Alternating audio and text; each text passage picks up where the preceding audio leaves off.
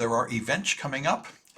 There's a hacking workshop this Saturday, but that's in San Francisco. You may not want to come for that, but you may want to come to see some of these other events that go on all day or for several days. They're all worth extra credit if you go to them, and you can learn a lot going to any of these. If you're interested in security, you can make contacts that may help you find a job and things like that.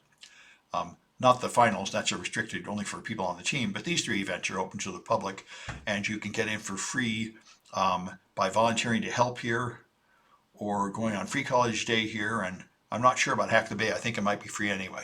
Anyway, those are good things to go to. But for today, we're down to chapter 7 and 8. So let's take a look at them. Here's chapter 7. As usual, it's got a collab to run, so I'm going to run this preparation file. So we're going to talk about iteration and search. And so I think I'll make the text a little bigger. All right, so we can have loops. For I in range of 3, print I.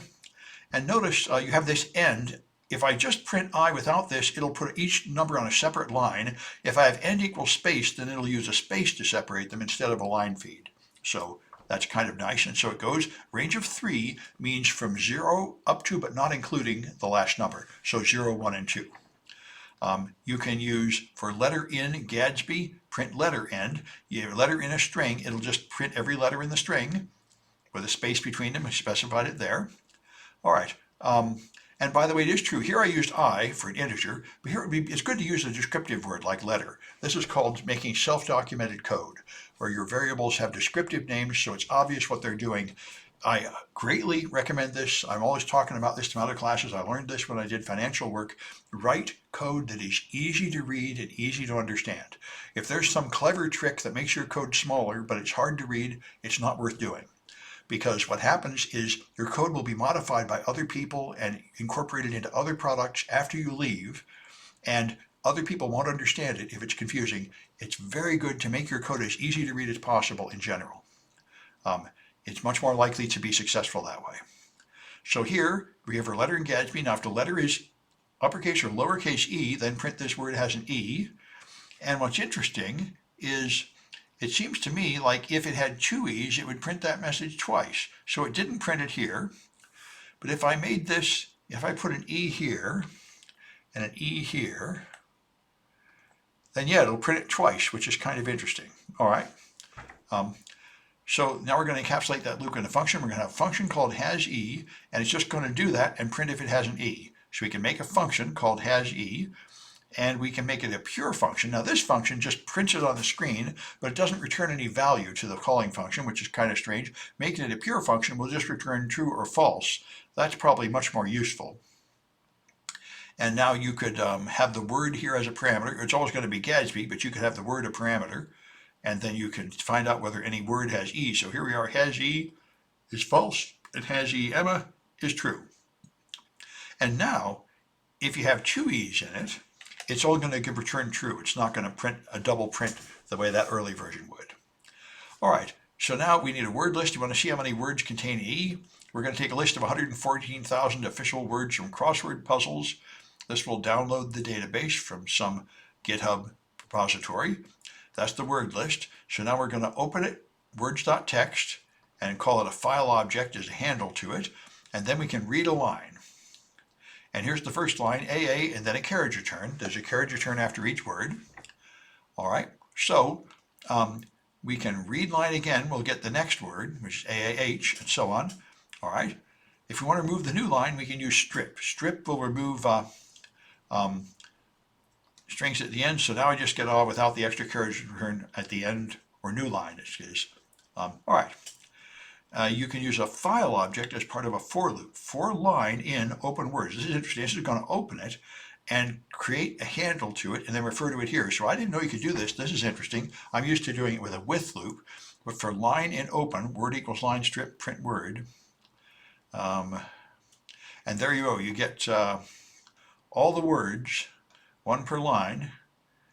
All right, and that's the reason it really gave me all of them and zipped down.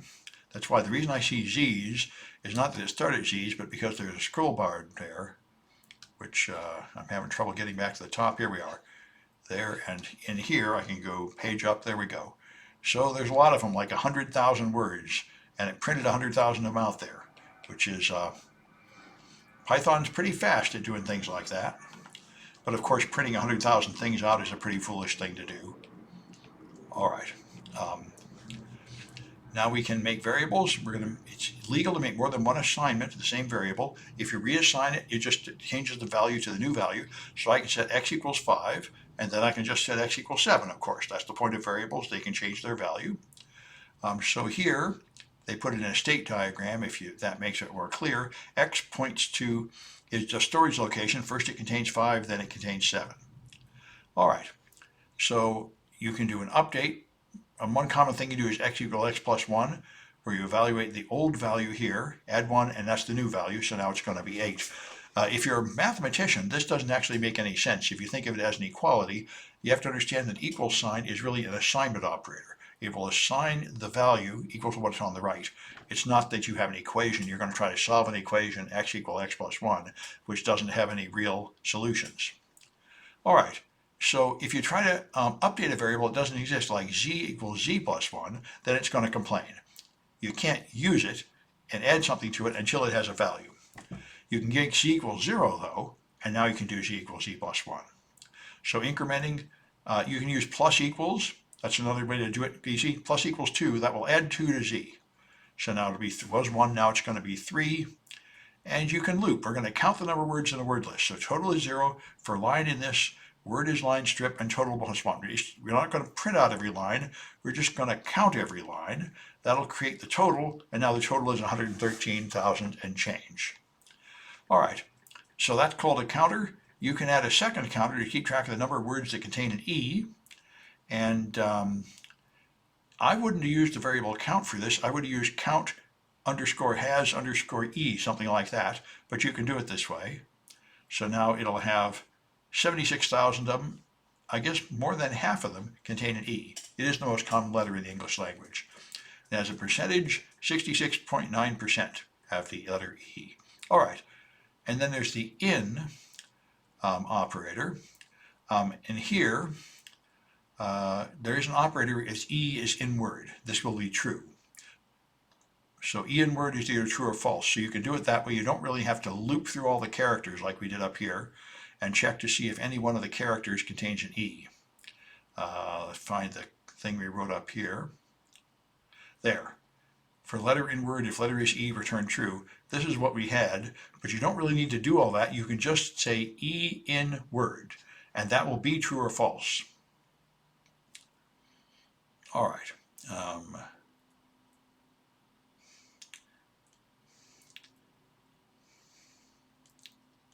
All right, so you can rewrite has E like this. If E in word or E in word, return true.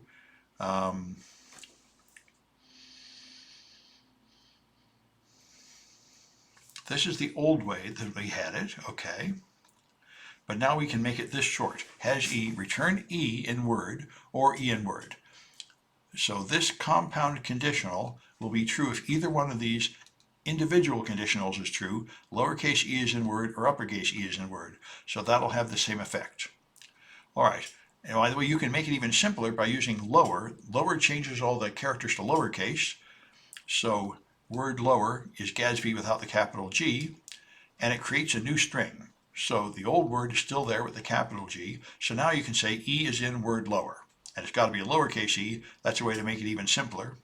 So now you have, that does not have an E, and this does have an E, even though it's a capital E. All right.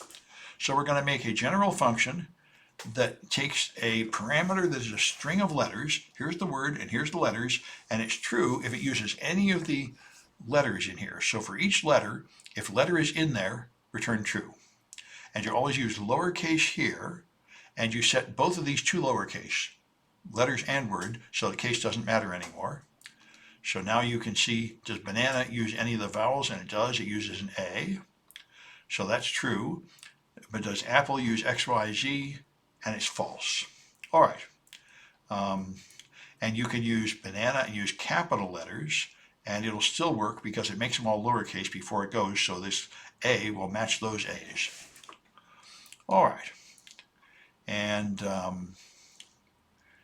they use the doc string. This is something you can do for documentation. You can add this string, use triple quotes, and you can have a multi-line constant string, and you can use it for documentation. It's not exactly a comment, but it amounts to pretty much the same thing. And that's one possible way to document your code. All right.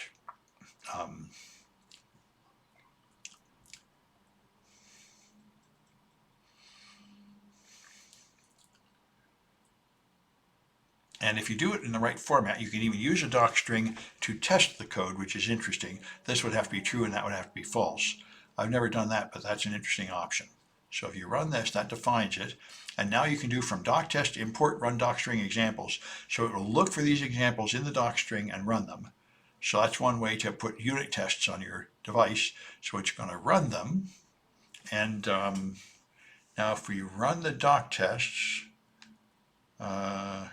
it passes, otherwise it fails. I see. If it passes, it's got no output. All right, and let's have one that is incorrect. So a banana, this would be true, and this would be false. But here we're going to have an incorrect here. It's going to, if letter in letters, return true, else return false. So it's only going to check the first letter, and then it's going to quit. So that's interesting. So it will fail. Now when we run the doc tests, they're going to fail. And it expected this to be true, but it was false because it only looked, I think, at the letter B. No other letters got tested. All right, that's interesting.